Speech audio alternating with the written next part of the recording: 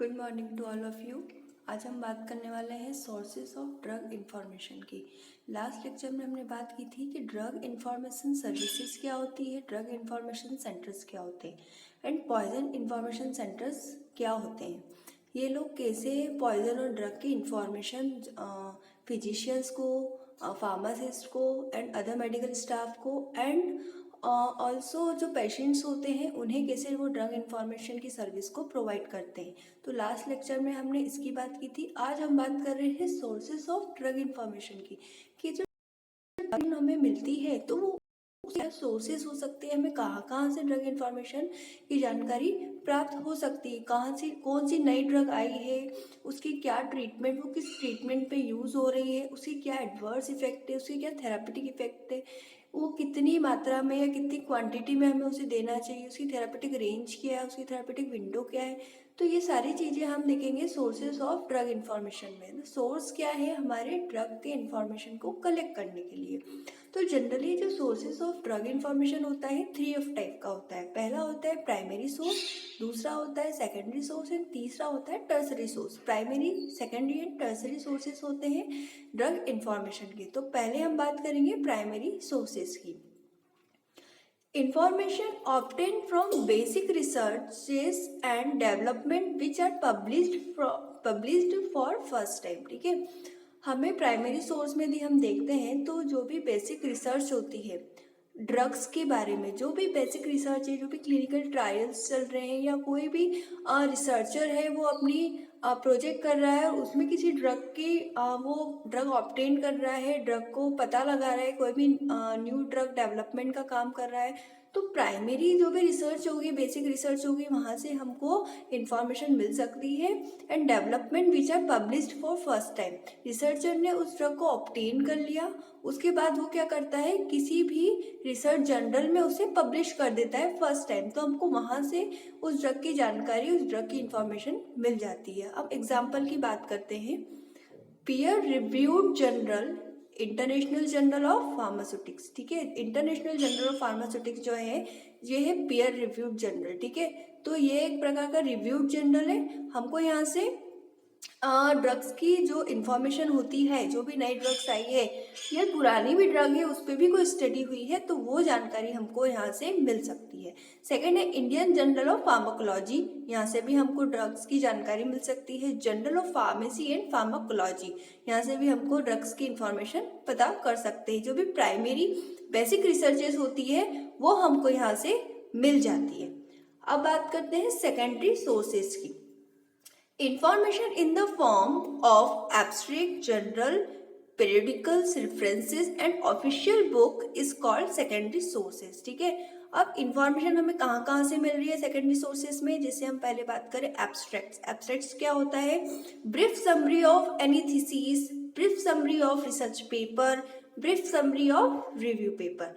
ठीक है, जो भी एब्स्ट्रैक्ट है, एब्स्ट्रैक्ट का मतलब जो भी हमने रिसर्च की है, चाहे वो थीसिस में की हो, चाहे वो हमने उसका थीसिस का रिव्यू पेपर या रिसर्च पेपर बनाया हो, तो उसका जो भी ब्रीफ समरी है वहाँ उसे हम कहते हैं एब्स्ट्रैक्ट। तो वहाँ से हमें ड्रग की इंफॉर्मेशन पता लगा सकते हैं। जर्नल्स में जो भी पेपर पब्लिश हुआ है, जैसे हमने ऊपर फर्स्ट प्राइमरी सोर्सेज में बात की थी, Indian journal of pharmacology, journal of pharmacy and pharmacology, ये जो भी जर्नल्स हैं यहाँ से भी हम ड्रग्स के बारे में पता लगा सकते हैं। पेरियोडिकल्स मतलब जो भी फार्मेसी मैगजीन्स होती है, जैसे आप लोगों ने सुना होगा times of pharmacy, times of pharma करके एक मैगजीन्स आती है जो वीकली, मंथली, ईयरली ये पब्लिश होती है, तो ये होती है पीरियोडिकल्स। तो यहाँ से हमको ड्रग्स इंफॉर्मेशन मिल सकती है। रेफरेंसेस जो बुक्स होती हैं, ऑफिशियल बुक्स होती है, वहाँ से हमको मिल सकती है जानकारी। क्या होती है आगे देखते हैं, इसको कहेंगे हम सेकेंडरी सोर्स। ठीक है, जहाँ इन सब में से जैसे abstract, journals, periodicals, references and official book से जो भी हमको इंफॉर्मेशन रिगार्डिंग ड्रग मिल रही है वो होंगे हमारे सेकेंडरी सोर्सेज। अब इसके एग्जाम्पल देखते हैं, जैसे abstract services.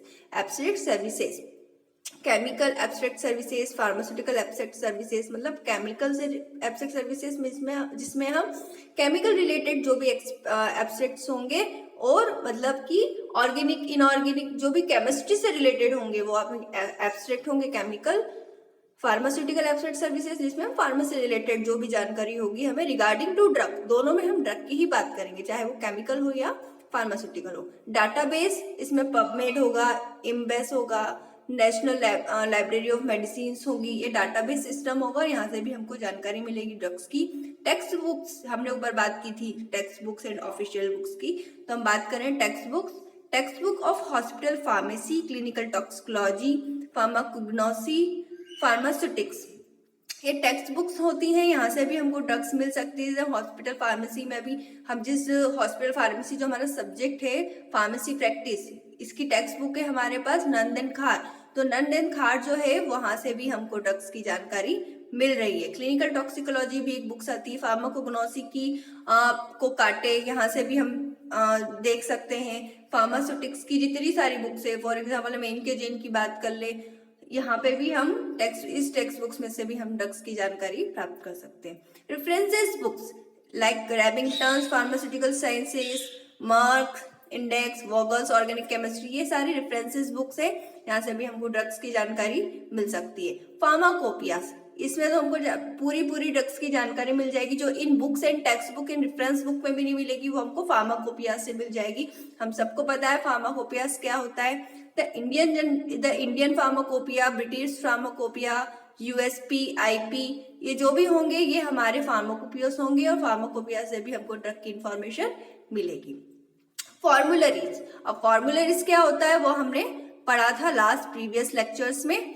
National formulary of India, British national formulary, जिसमें हमको प्रिस्क्रिप्शन ड्रग्स का पता लगेगा। तो ये तो बात कर ली हमने primary sources and secondary sources की। थर्ड हम बात कर रहे हैं टर्सरी सोर्सेज। टर्सरी सोर्सेज में हम ड्रग की इंफॉर्मेशन कैसे कलेक्ट करेंगे, तो फर्स्ट है डिक्शनरीज। ड्रग्स डिक्शनरीज जो होती है वहां से हमको मिल जाएगा encyclopedias, set of books giving information on many subjects. ठीक है, इंसाइक्लोपीडियाज क्या होता है, एक प्रकार का पार्ट ऑफ डिक्शनरी है, बट ये क्या होता है, डिक्शनरी में हमको पर्टिकुलर एक ड्रग मिलती है, पर इंसाइक्लोपीडियाज में क्या होता है, ड्रग्स की पूरी हमको समरी मिल जाती है, उसकी की पूरी इंफॉर्मेशन मिल जाती है, like kinetic, dynamic, mechanism of action, etcetera etcetera. तो सेट ऑफ बुक्स होती है, मतलब जितनी भी बुक्स हैं उन सब में से जानकारी या इंफॉर्मेशन निकाल के अलग अलग सब्जेक्ट वाइज वो इंसाइक्लोपीडियाज में डाल देते हैं, तो यहाँ से भी हमको ड्रग्स इंफॉर्मेशन मिल सकती है। The chemist and druggist dictionary, ठीक है, जो भी केमिस्ट और ड्रगिस्ट होते हैं उनके पास जो डिक्शनरी होती है, हमने देखी होगी जो भी मेडिकल स्टोर पे जाते हैं या जो मेडिकल स्टोर पे काम करते हैं उन लोगों ने देखी होगी सिम्स एंड मिम्स आती हैं, वो डिक्शनरी होती है केमिकल एंड ड्रगिस्ट डिक्शनरी। आप लोगों ने नहीं देखी है तो आप किसी भी मेडिकल स्टोर पे जाके आराम से उसे देख सकते हैं, सिम्स एंड मिम्स करके आती है, तो इस डिक्शनरी में से भी हमको ड्रग्स के सोर्सेस पता लग सकते हैं। Indian pharmaceutical guide which gives the manufacturers और suppliers catalogue and the price list. ठीक है, इंडियन फार्मास्यूटिकल एक गाइड होती है जिसमें क्या जो भी मैन्युफैक्चरर्स एंड सप्लायर्स होते हैं उनका एक कैटलॉग होता है, हर चीज का एक कैटलॉग होता है, आप लोगों ने देखा होगा। तो जो भी कैटलॉग होता है उसमें उस ड्रग्स के बारे में, उस ड्रग्स की प्राइस के बारे में पूरी लिस्ट दी होती है, तो वहां से भी हमको जो भी ड्रग इंफॉर्मेशन है वो मिल सकती है। Medical register and directory of pharmaceuticals chemicals, ठीक है, जो भी मेडिकल रजिस्टर्स होते हैं डायरेक्टरी ऑफ फार्मास्यूटिकल केमिस्ट के, वहां से भी हमको ड्रग इंफॉर्मेशन मिल सकती है। इंडियन ड्रग रिव्यू, जो भी इंडियन ड्रग्स रिव्यूज होते हैं, जो भी हमारा DGCI करता है, जो भी हमारी अथॉरिटीज करती है, रिव्यू करती है, वहां से भी, उस वेबसाइट से भी हमको ड्रग की इंफॉर्मेशन मिल सकती है। ड्रग टुडे करके एक मैगजीन आती है, एक न्यूज़पेपर भी छपता है, तो उसमें से भी हमको ड्रग्स की जानकारी मिल सकती है। अब कुछ वेबसाइट्स हैं like drugscontrol.org, WHO.int, USFDA.org, FDA Maharashtra, sidesco.government.in, 1mg dictionary, MSPCI, PCindia.org, तो ये वेबसाइट्स हैं कुछ, यहाँ से भी हमको ड्रग्स की इंफॉर्मेशन मिल सकती है। तो ये तो बात हो गई हमारी सोर्सेस ऑफ ड्रग इंफॉर्मेशन की। बाद में हम नेक्स्ट टॉपिक देखेंगे। Thank you.